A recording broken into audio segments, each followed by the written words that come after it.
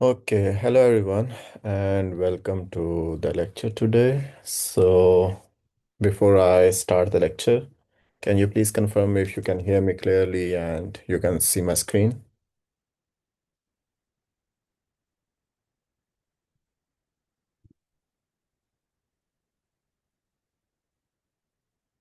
Can someone please confirm that you can hear me and see my screen? Okay, thank you. Hear you into your screen. Thank you. Thank you. Okay, so actually, I had a quick look at your reading notes from reading notes one. So my first impression is the following.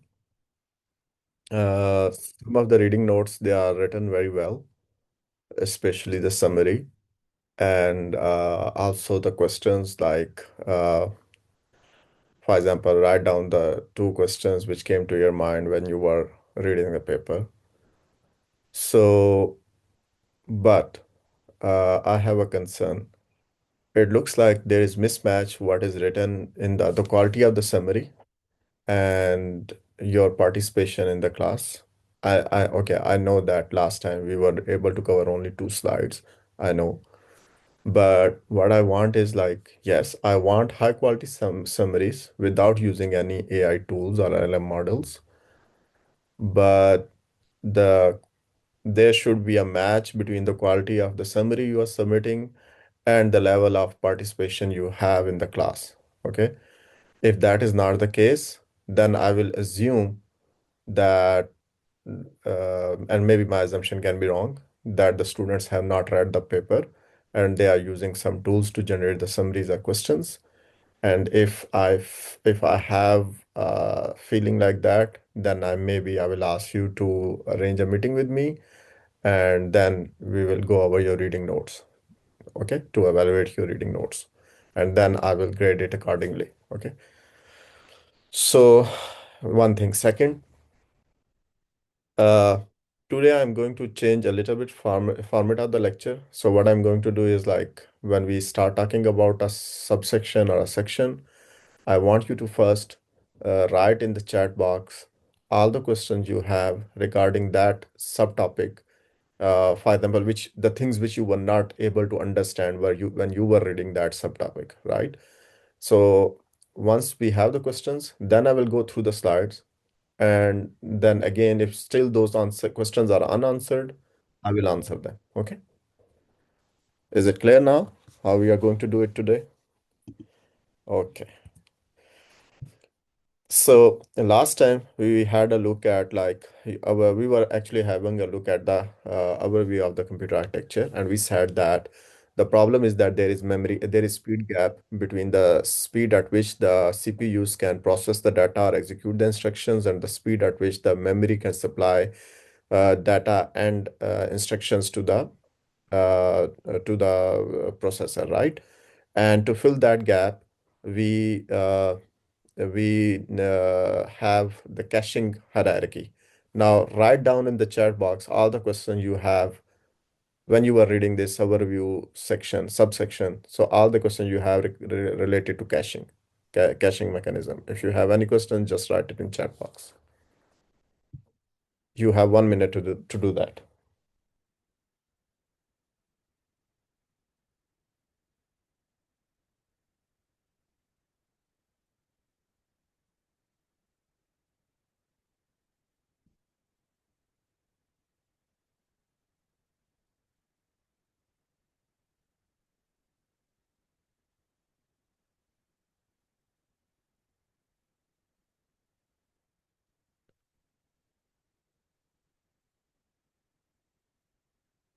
If you don't have a question, write, you can write, I don't have a question, so that I know no one has a question, I can continue instead of wasting the time.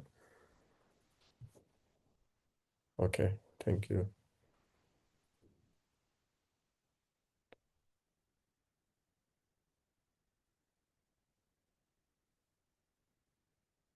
Okay.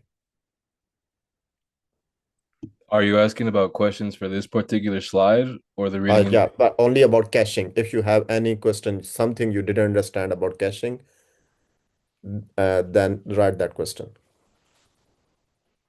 Okay, what happens when caches are full? Good. Who controls cache scheduling and eviction? Good. These are good questions, yes. Is there a difference between L1 and L2 cache? I know that you drew something similar to it at the beginning of last class. Okay, good, good.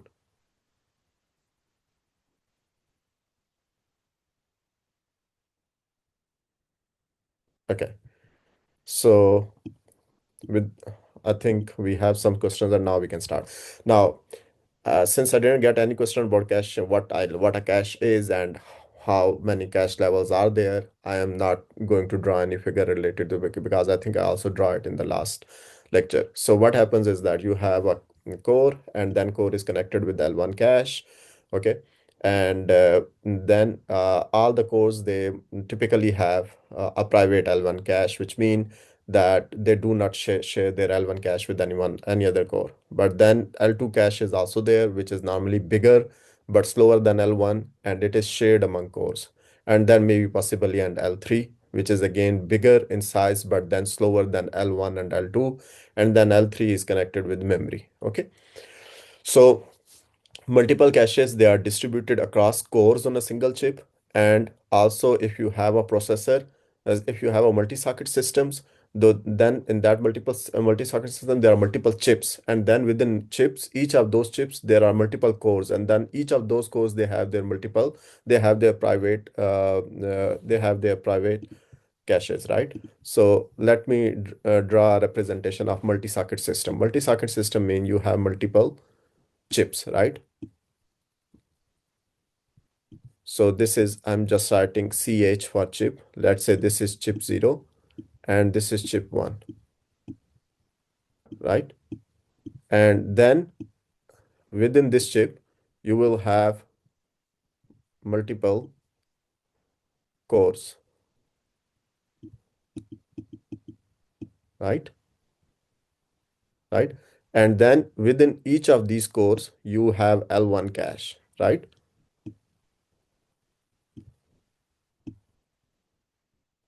And maybe let's say I'm just assuming that there is no L3 and there is only L2, which is shared among all of them. Same goes for all the cores in chip 1, right? Now, the thing is like, so if that is the situation, so what we need to do is that we need to enforce the cache coherence. What is cache coherence? Coherence is that we need to ensure that all the caches have same view of DRAM, which basically mean that let's say there is let's say I'm drawing here another course for this chip one, okay, inside chip one, right, and so on, and they also have their own L1, right? So let's say this core, uh, I'm writing it as core A, and I'm naming it this one as core B, and this one as core C, right?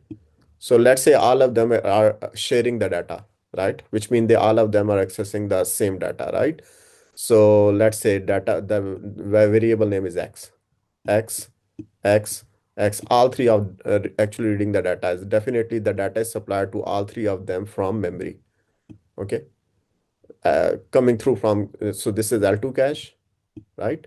And this one they will have their own L2 cache, and then both L2 caches they are connected with memory. So data goes to L2 cache here. Same X value goes through this L2 cache, and then it goes to L1 cache of CA, right? So all three of them have the copy of X. Now, if any one of them modifies the value of X in their private L1 cache, let's say this is modified from X to X bar, right?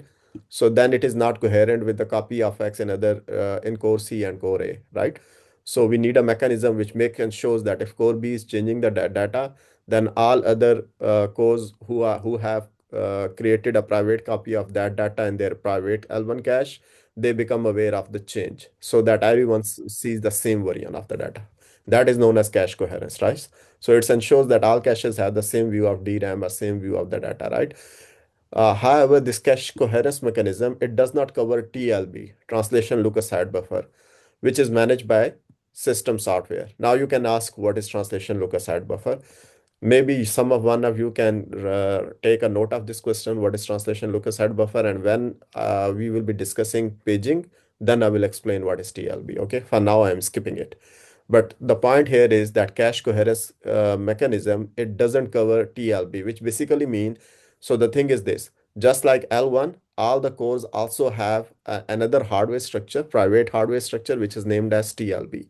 Now, if the TLB of three different cores are having the same content, and one of them modify it, we also need to make sure that content in TLB of all other cores is also updated.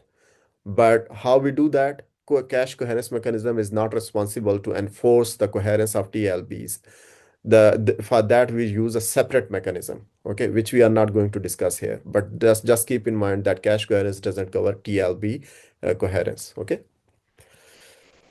Okay. So other than caching, the thing we need to discuss is I/O devices. So I/O devices, these are the means for the computers or CPUs to communicate with outside world. Okay. Okay. So see, now we had like enough number of questions. Maybe I can first try to answer them as quickly as possible. Okay.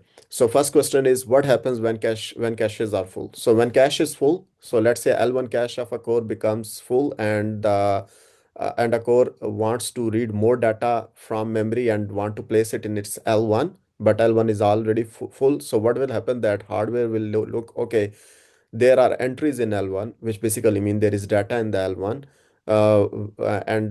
It will look for the data which is how to say least recently used. Okay, so it will then evict that data out from the cache.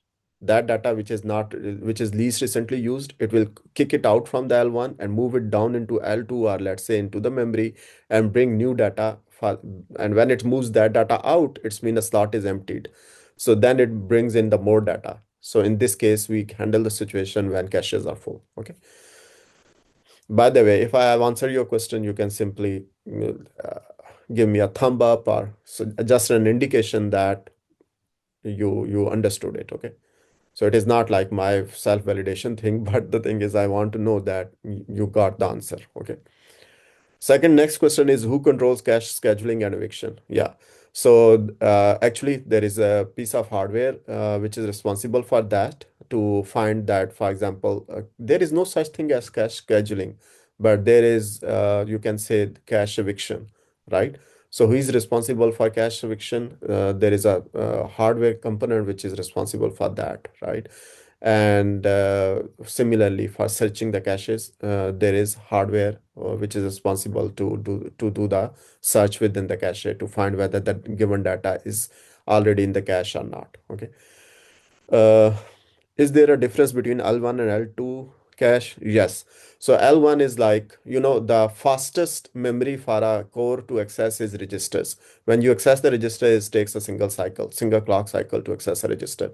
After the registers, the next fastest memory is L1. So L1 is tightly coupled with your core, and it is smallest level of cache, but fastest level of cache as well. So it has smallest capacity in the cache hierarchy. The next one is L2. So L2 is relatively larger than L1 in size, but it takes longer to search the data or to find the data in the L2. So that's why it is slower. Why?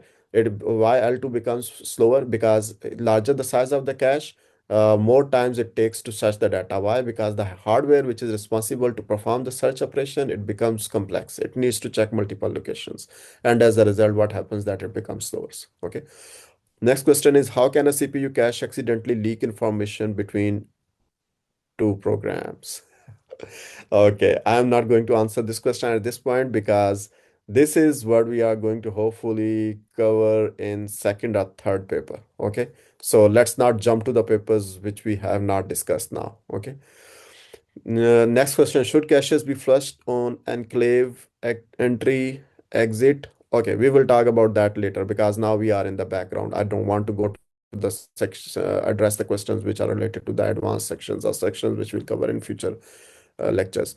What is the purpose of having multiple caches? So the purpose of having multiple caches is following. We know memory is slow. Why memory is slow? Because memory is on a different chip and your processor is on a different chip. Whenever you bring the data or whenever the data crosses the boundary of the chip, that data movement is super slow. as compared to the rate at which the processor can consume the instructions, or it can consume the data, right? It can process the data, right?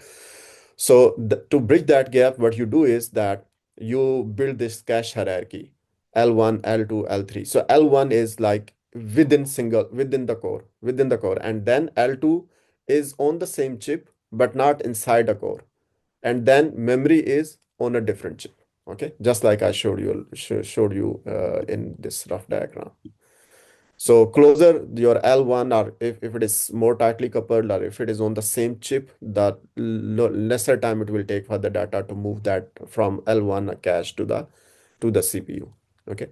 What data is stored in L1, L2, and L3 cache? It can have instructions, it can have data, both. I mean, any kind of data, any kind of instruction. Whatever you can store in memory, you can store it in caches, L2 and L3. The only difference between L1, L2, and L3 is in terms of size and speed, not in terms of nature of the data that can be stored in them. Okay. Okay. Now, any questions you have related to IO devices, write them quickly. If you don't have a question, just say no question.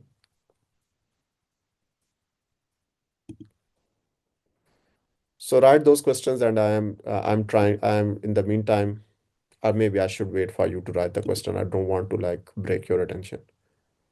Okay, quickly.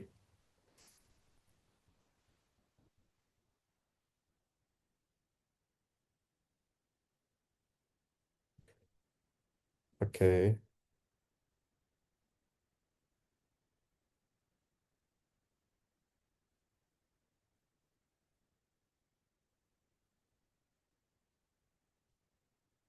Okay.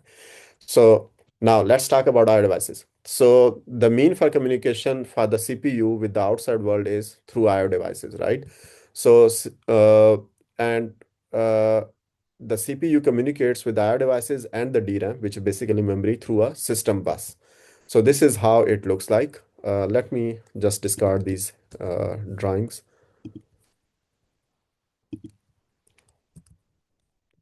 So this is how it looks like, that you have multiple processors. Actually, these are multiple chips, and like within the chips, you have multiple cores, and each one, those of course have execution logic, and they have register files. So execution logic is basically the pipeline, which I mentioned briefly in the last lecture, and then all these processors, they are connected through the system bus to the memory. And memory is nothing but an array of storage cells, which is shown here, like a sequence of storage cells. And then IO devices are also connected to the processor through system bus. Okay.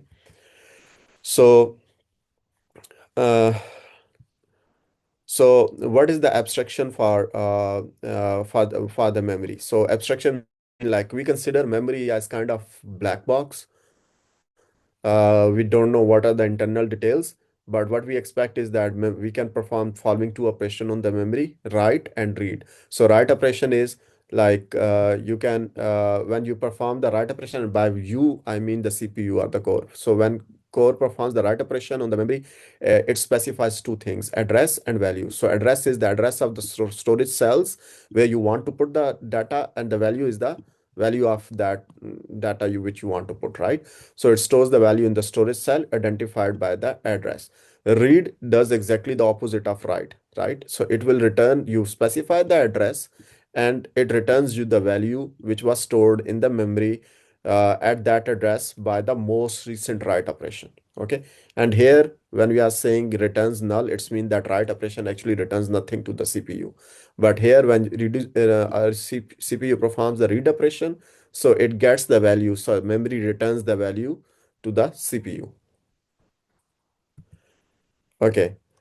So result of reading a memory cell at an address must equal the most recent value written to that memory cell. That is that this is most important feature of your memory abstraction, right? Okay. Now let me see uh what questions we had. Okay, let me check it quickly. How does privilege switching delegate programs through to IO? I think that your statement of the question is not correct. I'm trying to rephrase it, and if my rephrasing changes what you are trying to ask, let me know. Otherwise, I will answer the question. I think what you are trying to say is following: how does privilege switching allows the programs to perform I/O operation, right? Okay. So actually, the thing is like your user level programs, like for example, your word processor, it is not allowed to how to say directly access any I/O device. So for example, when you are writing when you open the Microsoft, let's say Word program, and you are writing some text, every time you press the key, it's mean your program is reading the input from your keyboard device, right? But your program is a user level program. So it is not allowed to directly read the values from keyboard. So what happens that every time it needs to read the data, it asks your operating system, it tells your operating system that I need to read the data from the which is coming from the keyboard. So help me doing that. So then operating system monitors the keyboard and it reads the value, and then it provides those values which the key are keys values which you are pressing to your Microsoft Word, right? So this is how we have this level of privileges, and only operating system have the privilege to perform the I/O, but the lower level software, for example, your user program, they can request the operating system to do the I/O on behalf of your user program. Okay, if I answered, give me a thumb. If not, give me a like how to say downward thumb. Can you explain how the system bus works? Mm, hmm. Okay, I can explain, but it will slow down me. Okay, let me try to explain. So basically what happens is like, let me give you a very high level picture of the thing, right? So what happened is like, let's say you have two processors, processor which are as shown in the figure, right? I'm just naming it as processor A and processor B, right? And let's say there is some data X here in the memory located at address, let's say 10, right? And so what happens that, let's say if process A wants to read the data from the memory at address X, so it will place the address 10, right? And it will on the system bus, it will also select some signals which will actually enable this memory, which is known as, like, let's say I'm just giving it the name enable memory, right? For your you have taken the course 2230, right? So if you have taken the course, you remember we used a decoder, memory decoder. So there will be memory decoder which will enable the memory chip holding that required data, right? So what will happen is that, and then you will send this memory the signal whether you want to write data, the processor A want to write data to this address or read data to this address. So if it's want to read, let's say, so you will get the reads, you will send the read signal. So then what will happen is that this data will be brought into the core of the into the core AR processor within its internal registers, right? Uh, Now, there can be like it can be possible that multiple processors they are trying to access the memory, right? And maybe both of them are trying to access the memory at the same address, or even if they are trying to access the memory at different addresses. Let's say process B is trying to access the memory. Let's say I'm just saying here address 100, right? So, but memory cannot perform two read operations at the same time, right? So what will happen is that we have a piece of hardware inside the memory chip, which is named as memory controller. I'm just writing it MC. So the job of the memory controller is to like handle the conflict. Like if two read operations are two read requests are submitted at the same time, but your memory can handle only one of them. So it has an internal buffer memory controller. So it buffers one of those requests and allows one of the incoming requests to proceed. Okay. So this is how things work. I don't want to go to more detail at this time point. Okay. So there is memory mapped IO and port mapped IO, correct? Is this just memory mapped IO we are talking about currently? Actually, you are right. IO can be accessed in two ways. As you said, memory mapped or port mapped. Here, I have not made a difference, or I have not made a differentiation between them. But uh,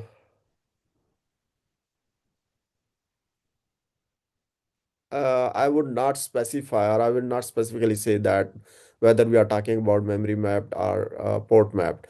So the basic difference is like no, we will talk about it when we talk about address space in upcoming slide. Okay, so let me hold this question for that time point. Okay, so before I start this slide, if you have any questions about this figure on the right, write all those questions in the chat box quickly.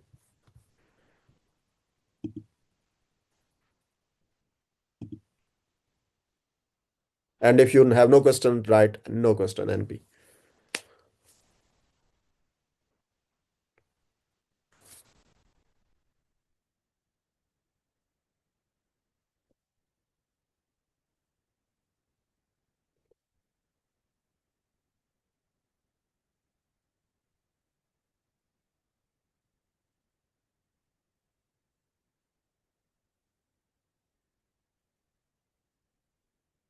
Okay, can you explain what a core is? Okay.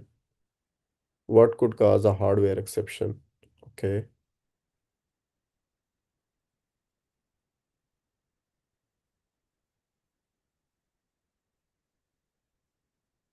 How does the CPU code determine the order in which instructions are decoded and executed during program execution? Okay. Okay. So let me cover the slide and then I will take answer those questions. Okay. So first thing is like let me walk you through this flow of the execution flow of a core. So first, your instruction pointer is generated. So what is job of instruction pointer? Job of instruction pointer is to point to the next instruction in your program. Okay.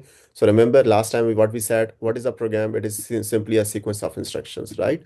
So instruction pointer tells you which instruction is to be executed next. Okay. But before your core reads the instruction pointer and depending on that fetches the next instruction, it first checks is there an interrupt. If there is an interrupt, let's say we follow this path first. Let's say there is no interrupt. Okay.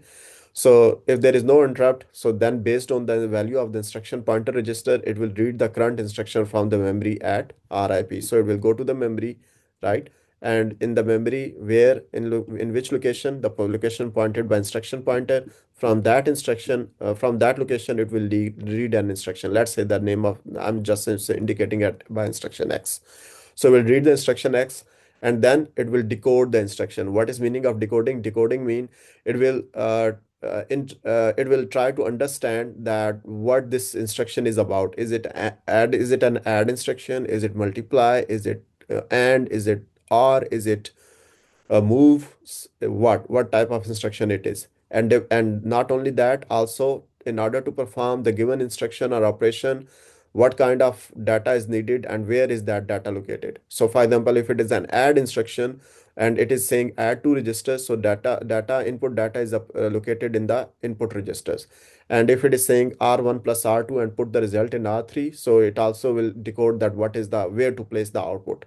Maybe if there is an add instruction which says bring some data from memory and then add to R1 and put the result in R2, then during the decode operation, your core will find out that, okay, I first need to read one of the operand from memory. Okay. Then once the instruction is decoded, we'll move to the register read stage. So for example, in the previous stage, if you found that, okay, the data is in register R1 and R2. So now in this stage, that data will be actually read from those register and then it will be supplied as input into the to the execute stage. And what we do in the execute stage, you have, let's say, the ALU. I'm just trying to keep it simple, arithmetic logic unit. So what it will do is that it will, let's say the registers were R1 and R2, it will read their input and then do the operation. Let's say operation was add, so it will do the summation of R1 and R2, right? So after the execute, it will check did a fault occur? Let's say no. Let's follow the trivial path. Okay. So if no fault is occurred, then write we will enter the commit stage. So in commit stage, what you do, you write the execution result to the instructions output register. So let's say the output register was R3. So whatever the sum of R1 plus R2 was, it will be written into R3. If the destination is in the memory, like you are required to store the operation instruction says that store the result in the memory. So then the result will be written in memory. Okay. And then your instruction pointer will be updated. How it will be updated? By asking this question. Output registers include RIP. So does our instruction tells us which we executed the same instruction did tell us that we need to update the instruction pointer in a way other than like linear increment. If it says yes, then we update in a different way. Like for example, in case of branches. Uh, since most of you have taken the course to what was this assembly language and assembly programming and machine organization, so I think you guys at least know how instruction pointer changes when there is a branch instruction, for example. If there is no branch instruction, you increment the instruction pointer linearly, like one by one, right? Depending upon the size. So if there is in the output register, there is no instruction pointer, then you simply increment RIP instead of the size of the current instruction, then you go to the next instruction. And if there is like in the output, there is RIP, then you the update RIP depending upon the target of the branch, right? Now let's follow the non-trivial path. So if there is an interrupt before starting the next instruction, so what happen is that you do the exception handling. So exception handling is nothing are a very similar way about a similar way of like how you do the interrupt handling. And if you remember how we used to do the interrupt handling in the course 2230. So what basically you do is that you need to know that okay, an interrupt has arrived. Now what is the number of that interrupt, right? And based on the number of that interrupt, you go to a pre-specified location in the memory, and that location actually holds the code which is responsible for taking care of the interrupt, and that code is named as interrupt handling routine, right? So basically we go to the space in the memory where we have the interrupt handling routine, and then that interrupt handling routine is executed. So once that is executed, the program starts execution from the same point where it left. So for basically, it's mean that once you are done with the interrupt handling, and it's mean now there is no more interrupt, then you continue doing the same thing. Okay. Okay. So uh, let me take and try to answer this question. When an exception is triggered, is the entire CPU state RIP, RSPR flags, error code saved to its own stack? Uh, yes. So why? Uh, because uh, when you are handling an exception or you are handling an interrupt, what happens is that you are moving away from the current thread. Actually, this question is a bit related to the next topic, which we are not covering in this slide, but let me just try to answer it. So we are moving to the to a context, which is basically your interrupt handling routine. So any registers which are going to be modified by your interrupt handling routine, you need to save them. Okay. So this is little bit different from context switch. Your question is more related to context switch. But when you are jumping to the interrupt handling routine to take care of the interrupt, so any registers which are potentially going to be modified by the interrupt handling routine, they need to be stored in the memory. And once you are done with the interrupt handling routine, you restore them from the memory into the register. You restore their values from memory into the respective registers. Okay. Another question, how does the CPU code determine the order in which instructions are decoded and executed during program execution? This is done basically by following the instruction pointer register. So instruction pointer register dictates the order in which the instructions are fetched. So if the value of, let's say, instruction pointer register is 0, it's mean, I'm just making it simple. So fetch the instruction from the address 0. Then if the next address is 1, it's mean that next instruction that will be fetched is the one located at address 0 at 1 in memory. And let's say after that the address is incremented not linearly, but some kind of jump has happened. So if the previous instruction that was executed was a jump or branch, let's say the next instruction value of IP is not 2, it is, let's say, 10. So the next instruction that will be now fetched will be the one located at memory location 10. So the order is instruction 0, 1, instruction 10. Okay. What could cause a hardware exception? I am not sure and I don't know how to answer this, so I don't want to give you a wrong information. Okay, can you explain what a core is? Huh. Okay, I can try to. So, so you have a processor, and let's say this is your processor, and then in the processor you have multiple cores. I know your answer is what is core, not your question is not like what is the difference between processor and core. Let me try to answer. So you have these cores, right? So inside this core, what you have? Inside this core, you have L1 cache, right? You have register file,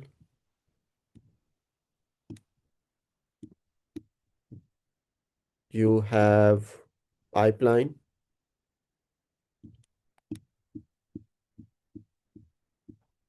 and yeah, and I think TLB as well. TLB, which we'll talk about later. Okay. So these components together make a core. So you have a pipeline, you have register file, you have TLB, you have element cache. Okay. And one core can be splitted into one physical core can be, as we mentioned last time, is splitted into two logical cores. And each logical core can execute an independent thread or stream of instructions. Okay.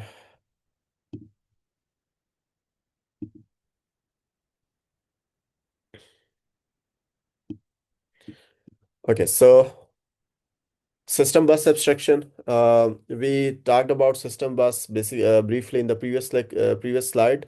So, but just like on memory, you can perform two basic operations, which is read and write. Similarly, on system bus, a processor can perform two operations, which are send and read. So, send is like sending a message, us placing a message on the system bus, which is then received by other entities. Like, for example, if processor is placing the message, that message can be possibly received by memory or by an IO device. So what is the semantics? What you apply is operation op. What you provide is operation op, address, data. So operation is like what kind of messages it is, like what kind of operation to be performed. Address is like it is this message is destined for which of the receivers, like memory or IO devices, right? And even in memory, you have multiple chips, maybe multiple memory chips, right? And data. So what data is placed? So operation is like, for example, is it read operation or write operation? Okay. And if it is write operation, then you need to place the data, right? And read is when processor reads, or let's say IO device or memory, they read the system bus.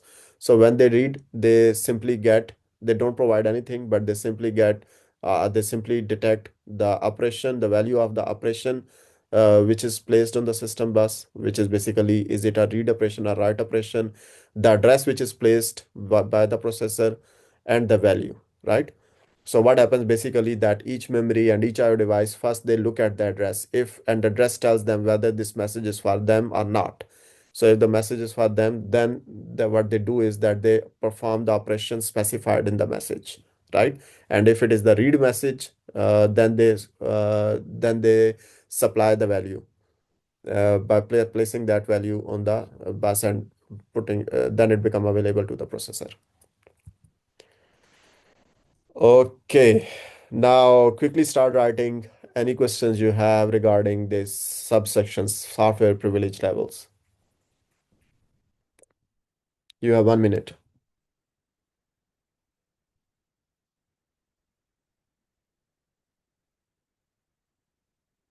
And if you have no question, just write no question. Is the bootstrapping software stored in the BIOS or the operating system? Okay, no question.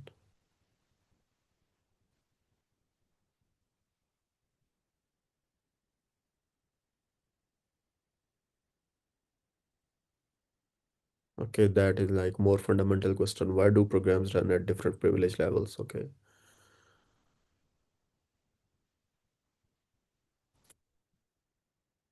What is bootstrapping software? Okay, some of the questions which you are asking, they are covered in the slide. If they are covered in the slide, I will not answer them after I'm done with the slide, and the others I will answer them. Okay. Is the VMCS taxing on the system? What is VMCS? I don't know. Can you, or I don't remember. Can you write the full name, full form? Why does higher privilege software automatically become part of the trusted computing base? Okay. Virtual machine control structure. Okay. Okay. Okay. So now let me go through the slide. So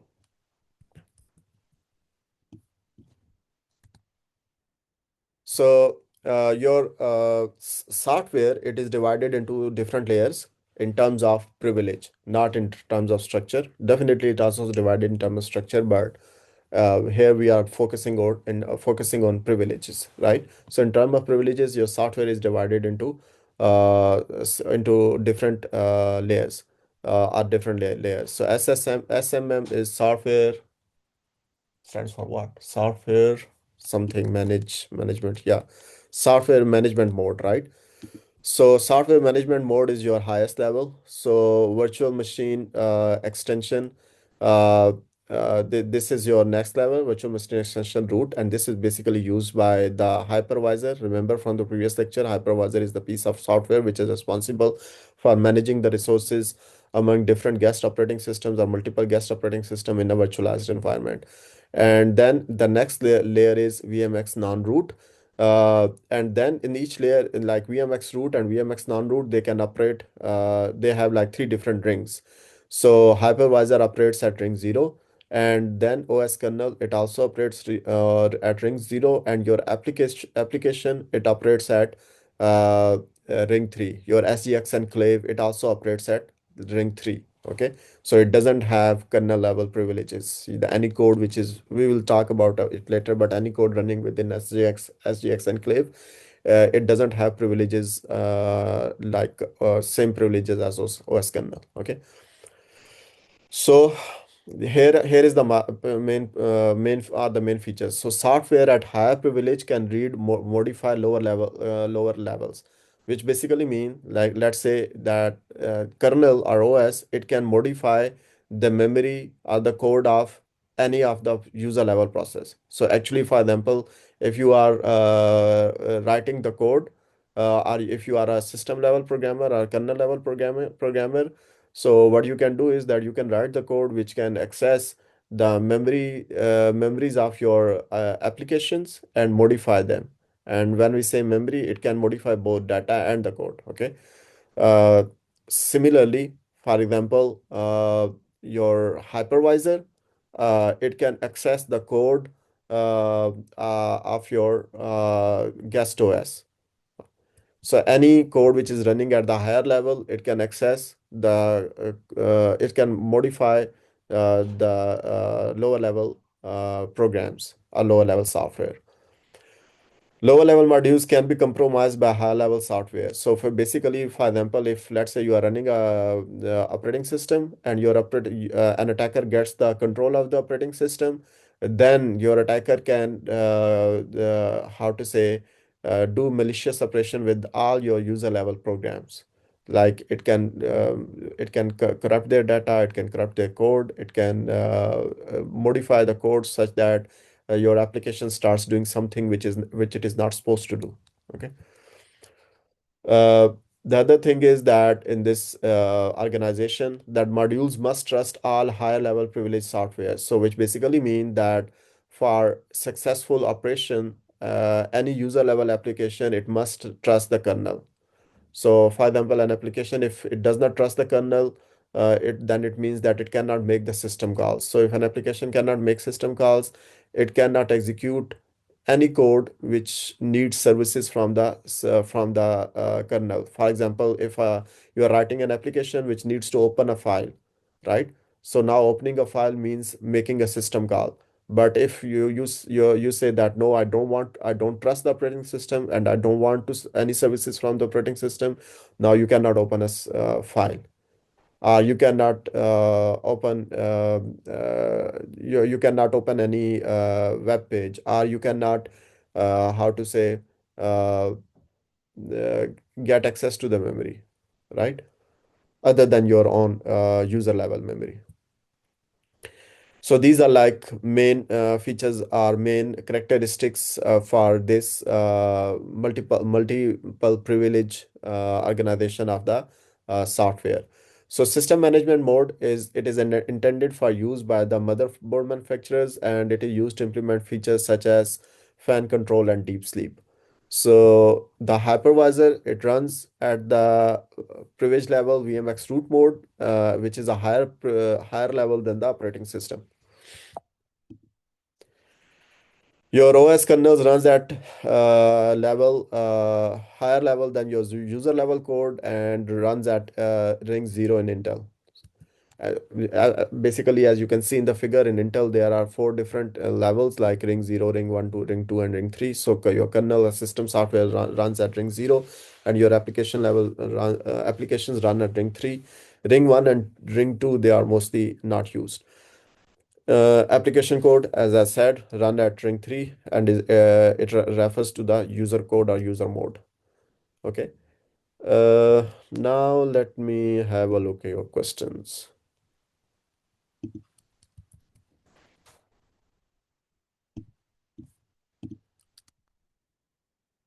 Okay.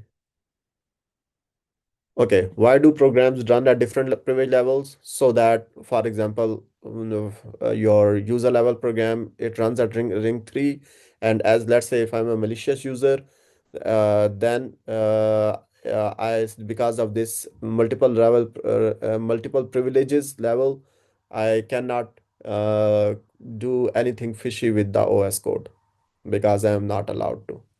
I am running at ring 3. Or for example, I cannot because I am not allowed to access the IO devices directly.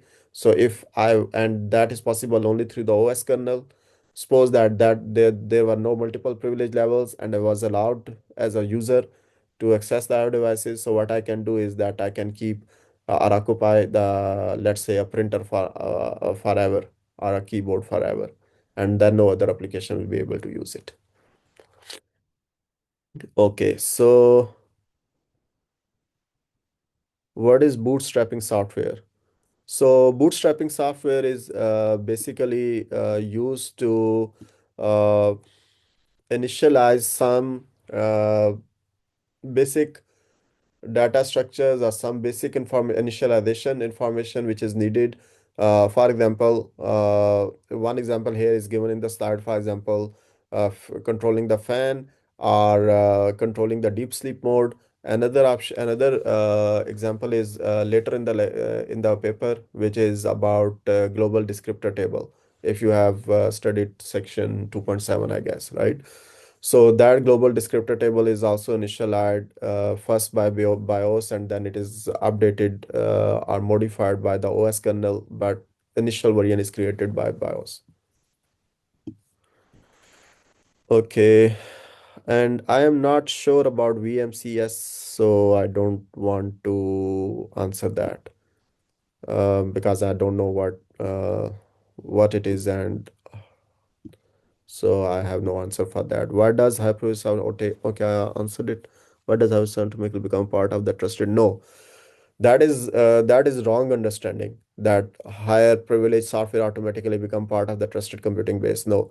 So trusted computing base, it basically what is the concept of trusted computing base? Trusted computing actually, whenever you are working on a system, so on a computer, you first need to define your trusted computing base, which tells you, or which is your assumption that what components of software components and hardware components of the system you are going to trust. Okay, so you are sure like they are doing what they are supposed to do, or they are protected against all type of attacks by attackers, right? So that makes the trusted computing base. Now, your assumption here is that high-priority software automatically become part of the trusted computing base. No, it depends upon the threat model. For example, in Intel SGX threat model, the threat model is assumed by Intel SGX. They do not trust the system software. Okay, so they do not trust hypervisor. They do not trust operating system. So, which basically mean that these are not parts of the trusted computing base. Okay, so what is then you can ask, okay, what is considered part of the trusted computing base? It varies from threat model. Threat model is, like, as I said earlier, it defines in a given problem, in context of a given problem, which components of the software hardware components are considered trusted and which are considered untrusted. Okay. Is the bootstrapping software stored in BIOS or the operating system? As far as I know, it is stored in BIOS, not operating system. Okay.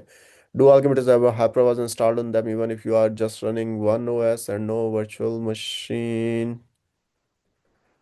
Uh, Actually, to your Intel provides the instructions which can be used to which can be used by the hypervisor.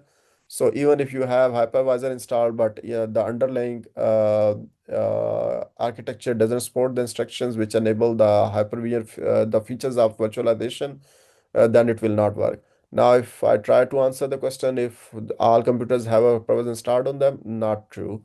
I think you need just like operating system you have to install on your machine. If SGX can run in ring 3, what is the mechanism that stops ring 0 OS hypervisor from reading and modifying its enclave? Yeah, and that is the question which we are going to try to answer after reading the paper. Okay, the mechanism is basically memory encryption and integrity protection. How they do it? By using the memory encryption engine, which is a piece of hardware, so they trust the memory encryption engine. Okay, so this is like very high level understanding of how it protects the software even when it doesn't trust the operating system and hypervisor, by doing encryption and integrity protection. Okay, using through the hardware, not through the software. Okay, what makes SMM particularly dangerous from a security standpoint? uh no, I'm not sure. Maybe when we read other parts of the paper, will become clear on that. Word process typically runs at ring 1 and ring 2. So ring 1 and ring 2 are mostly not used. Okay. So they are, I guess they are kept for the historical purposes, but in like at least Intel 64, they are not used.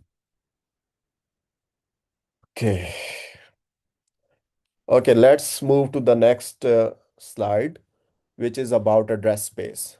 Now, again, do the same thing. Quickly write down your questions in 1 minute.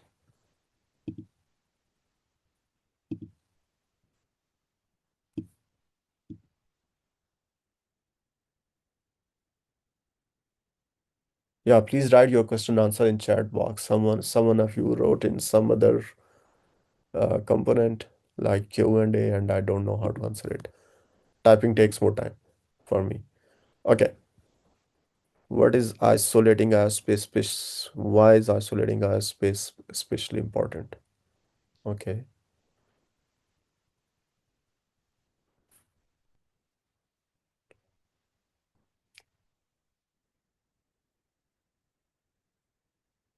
Yeah, that's the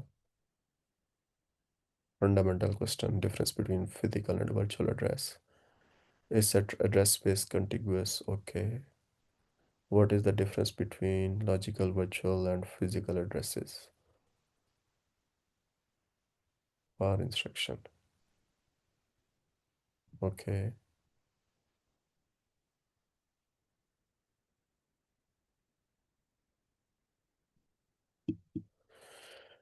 Okay. So let's have a look at this slide and then I will get back to the questions. So software accesses computer resources using four distinct physical addresses. So first one of them is registers. Okay. So the register space consists of names that are used to access the CPU register files. So all the name of all the register files, like if you remember from your 2 to 3 course, these are like general purpose registers. How many they had? They had, I guess, 32 registers, R0 to R31, right? Then there was some special purpose registers. For example, there was status register, right? And then there were some other registers which were specific for analog to digital conversion. Then there were some other registers which were specific for your timer operations, right? So the space of all the general purpose registers, the list of all the general purpose registers is known as your register space. And these registers, they can be accessed at all privilege levels, specifically those registers which are general purpose registers. Then there is another set of registers which constitute a second space. They are named as model specific register space. And in Intel, they have like 2 to the power 32 MSRs, model specific registers. And these registers are used to configure the CPU's operations.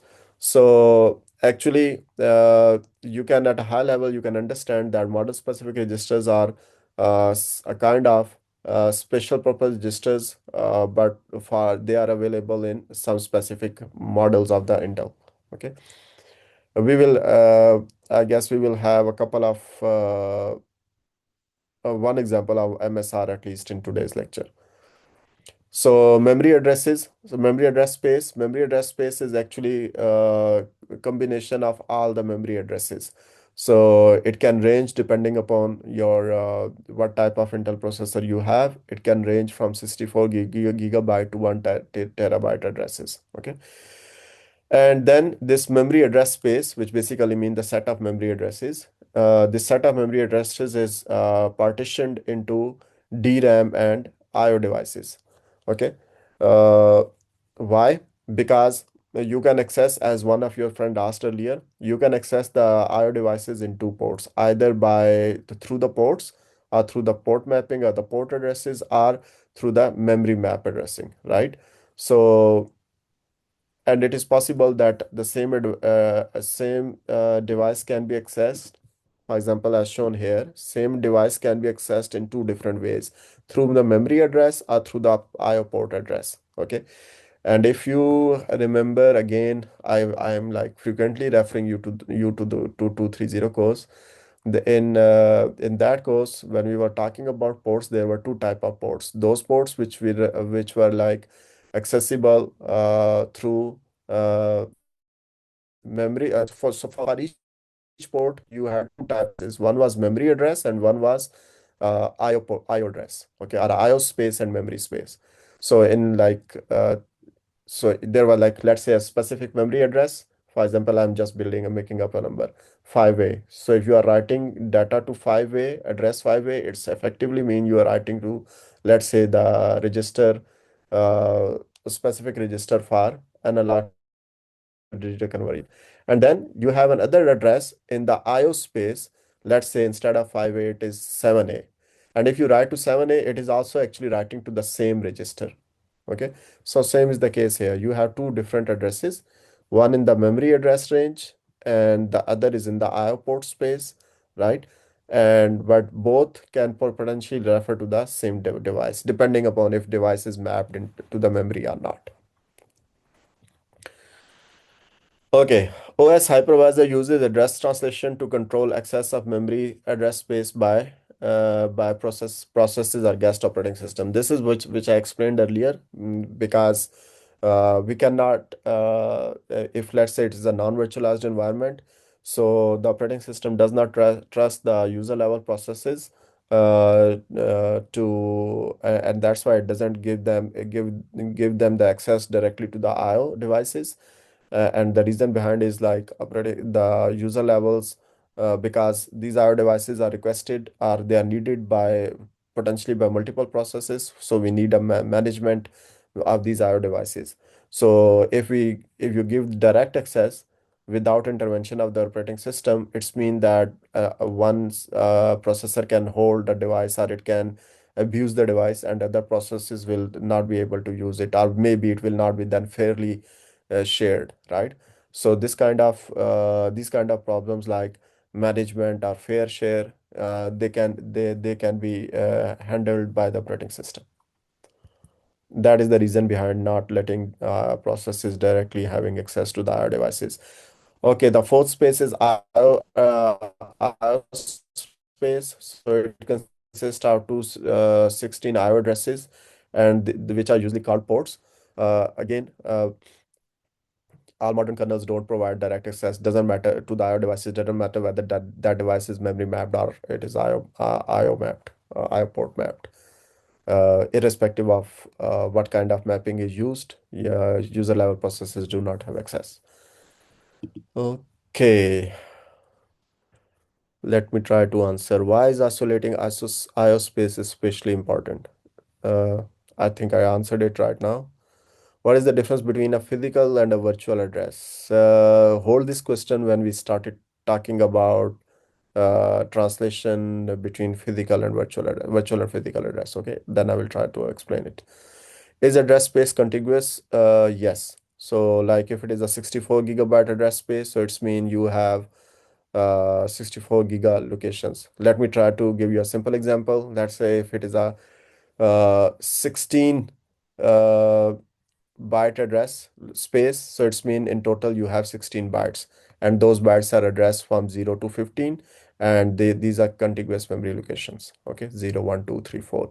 And maybe like when you are saying 64 gigabyte, maybe they are not contiguous in a single chip, but in terms of addresses, they are contiguous. In terms of logical addresses, what does it mean? It means maybe you are using two different memory chips, like one is of 32 gigabyte, the other is also of 32 gigabyte. So first 32 addresses go to the first memory chip, and the next 32 giga addresses go to the second chip. So the addresses are in a sequence, or they are contiguous, but physical memory chips are not the same. Okay. Okay, what is the difference between logical, virtual, and physical addresses? Again, I will keep this question for the slide where we will discuss the translation. Okay, what is the difference between CPU's memory address space and IO address space, and why does the OS care which one a device uses? I think I already answered this slide already answered it, this question, right? Okay,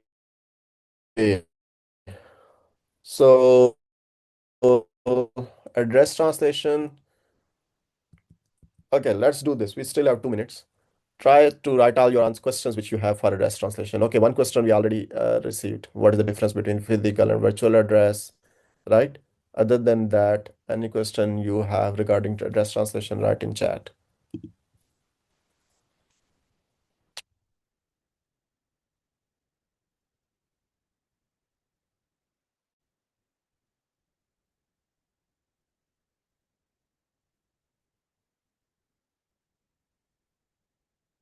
No question? No question. Address translation is such a fundamental topic. If no one has a question, then all of you, I guess, have read the paper very well. Why is address translation essential for both isolation and resource sharing? Yeah, good question. Again, I will be able to answer it in the next lecture, but it's a good question.